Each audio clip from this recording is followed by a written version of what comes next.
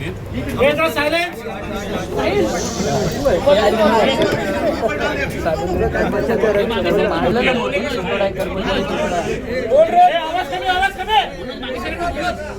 साहेब आज आपत्ती व्यवस्थेला भेट दिली आहे, काय सांगाल, काय त्रुटी आढळल्यात? झाडं पडले आहे काही अधिकाऱ्यांना ठाण्यामध्ये पूर परिस्थितीपासून सर्वीकडेच बिकट परिस्थिती निर्माण झाली आहे. ठाण्यामध्ये आता मी आढावा घेतलेला आहे. यामध्ये वॉटर लॉगिंगचं जे प्रमाण गेल्या वर्षीपेक्षा फारच नगण्य आहे.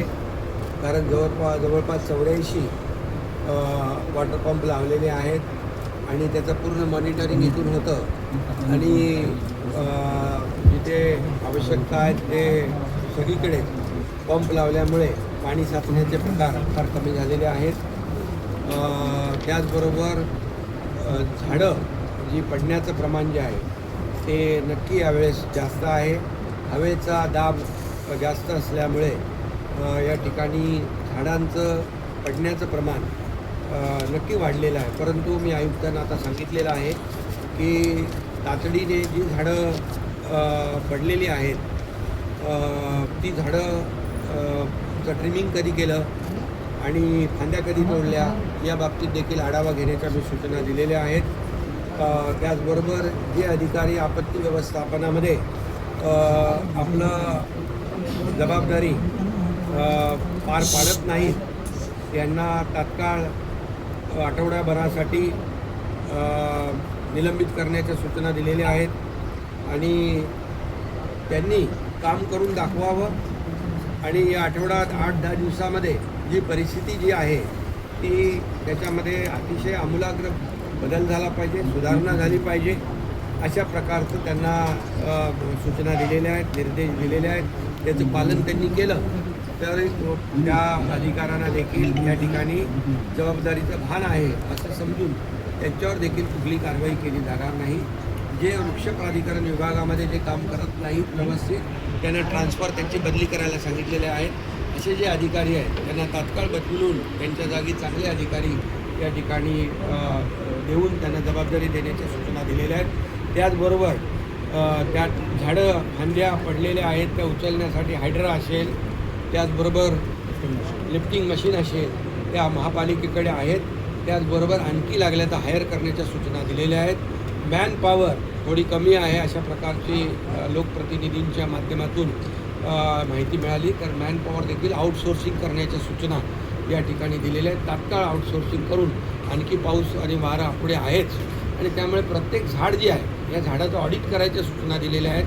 त्यातले एक्सपर्ट जे लोक आहेत या वृक्ष प्राधिकरणामध्ये NGOमध्ये काही लोक असतात, काही एक्सपर्ट लोक आहेत, हॉर्टिकल्चरची काही लोक आहेत. या सगळ्यांचं सहभाग घेऊन या संपूर्णपणे जी झाडं आहेत त्याचं ऑडिट करणं, ही झाडं पडता कामा नये, त्याच्या फांद्या नीट तोडलेल्या आहेत, छाटलेल्या आहेत, ट्रिमिंग केलेल्या आहेत की नाही ते पाहणं या बाबतीत देखील आयुक्तांना सूचना दिलेल्या आहेत.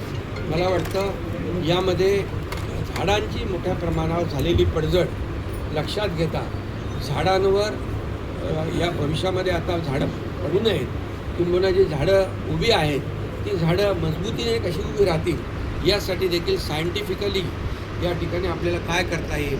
त्या झाडाचं भोवती आपण पूर्वी बघायचो आळं असायचं आणि त्या आळ्यामध्ये मग ते माती सगळे असायचे. आता कुठे अशा प्रकारचं रस्त्याचं डांबरीकरण होताना काही झाडांच्या मुळाशी काही माती कमी पडून त्या ठिकाणी इतर जी काही सामग्री आहे ती गेली आहे का, पाणी मुळांची पोचतं की नाही, हे संपूर्ण झाडांचं ऑडिट करून जी झाडं आता आहेत ती झाडं चांगल्या प्रकारे त्यांना तग धरायला पाहिजे आणि ती झाडं पडता कामा नयेत, फांद्या पडता कामा नयेत यासाठी अतिशय सगळ्या ज्या ज्या काही कार्यवाही करायच्या त्याच्या सूचना मी या ठिकाणी दिलेल्या आहेत. मला वाटतं खूप जोराचा वाराही होता, पाऊसही होता आणि जवळपास आतापर्यंतच्या पडणाऱ्या पावसापैकी किती टक्के पडला पाऊस? 741.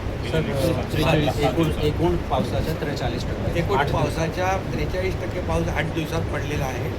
पाऊस देखील आवश्यक आहे परंतु नागरिकांची झालेली गैरसोय लक्षात घेऊन यापुढे नागरिकांची गैरसोय होणार नाही यासाठी प्रशासनाने अलर्ट राहण्याची आवश्यकता आहे. त्यांना अधिकची मॅनपॉवर, अधिकची मशिनरी अधिकचं जे जे काही आवश्यक लागेल ते सगळं घेण्याच्या सूचना दिल्या आहेत. मला वाटतं आणि सर्व अधिकारी जे आहेत, इतर विभागातले जे अधिकारी आहेत, त्यांना देखील या भागामध्ये या आपत्ती व्यवस्थापन जो आहे आपला कक्ष, त्यामध्ये हे जोपर्यंत हे पाऊस वादळ वाऱ्याचं प्रमाण आहे तोपर्यंत त्यांना देखील इकडे आपल्या या कामामध्ये त्यांचं देखील योगदान, त्यांची देखील सेवा इकडे आपण घेतली पाहिजे. अशा प्रकारच्या देखील सूचना मी दिलेल्या आहेत. TDRF देखील आपली जी आहे, TDRF एक चांगलं काम करणारी आपली यंत्रणा महापालिकेकडे स्वतःची आहे आणि त्यामुळे ती वेल इक्विप्ड आहे आणि त्यांना देखील जे जे काही आवश्यक आपत्ती व्यवस्थापनामध्ये कमिशनर महोदय, जे आपत्ती व्यवस्थापनामध्ये आपल्याला जे काही आवश्यक आहे हे सर्व त्याची तरतूद आणि त्याचं नियोजन आपण संबंधित विभागांना करून द्या. कोणीही अधिकाऱ्यांनी हलगर्जीपणा केलेला अशा परिस्थितीमध्ये खपवून घेऊ नका. खपवून घेतलं जाणार नाही. या प्रत्येक अधिकाऱ्याचं आपत्ती व्यवस्थापन असेल, TDRF असेल, वृक्ष प्राधिकरण विभाग असेल, जे जे या संबंधित पावसाच्या आणि वादळ वाऱ्याच्या रिलेटेड जे जे अधिकारी काम करतायत, ते करणार आहेत, त्यांचं देखील मूल्यमापन या ठिकाणी आपण करा. जे चांगलं काम करतील त्यांचा देखील नक्कीच सन्मान केला जाईल, परंतु जे आपल्या कर्तव्यापासून आपला हलगर्जीपणा करतील त्यांच्यावर कठोर कारवाई देखील केली जाईल. आणि जे जखमी झालेले आहेत त्यांचा उपचार जो आहे ज्युपिटर हॉस्पिटलमध्ये महापालिकेनं करायला सांगितलेला आहे आणि त्याप्रमाणे आपला असाच प्रकारचा उद्देश आहे की झिरो कॅज्युअल्टी या संपूर्ण झाड पडल्यामुळे, फांद्या पडल्यामुळे, पाणी साचल्यामुळे झिरो कॅज्युअल्टी आपल्या ठाण्यामध्ये राहिली पाहिजे.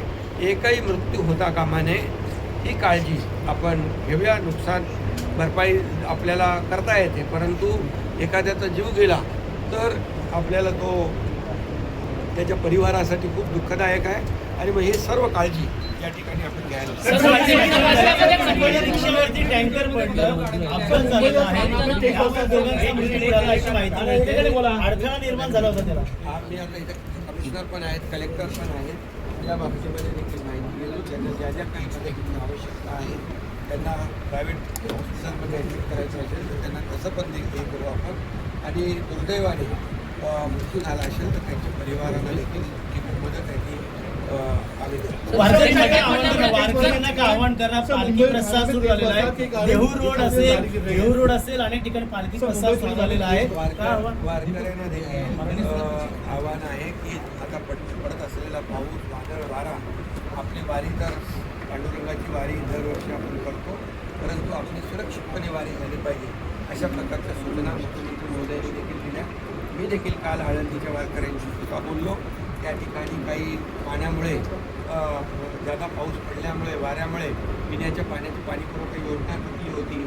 जे मोबाईल टॉयलेट बसवले होते ते वाहून गेले होते. काही ठिकाणी विजेच्या खांब्यांची पडझड झाली होती. पिण्याच्या पाण्याची गैरसोय झाली होती. मी तात्काळ त्यांना नगरविकास म्हणून 10 कोटी रुपये काल तात्काळ रिलीज केले आणि त्यांना देखील एक दिलासा देण्याचं काम केलेलं आहे. त्यामुळे वारकऱ्यांनी देखील आपली वारी, सुरक्षित वारी झाली पाहिजे यासाठी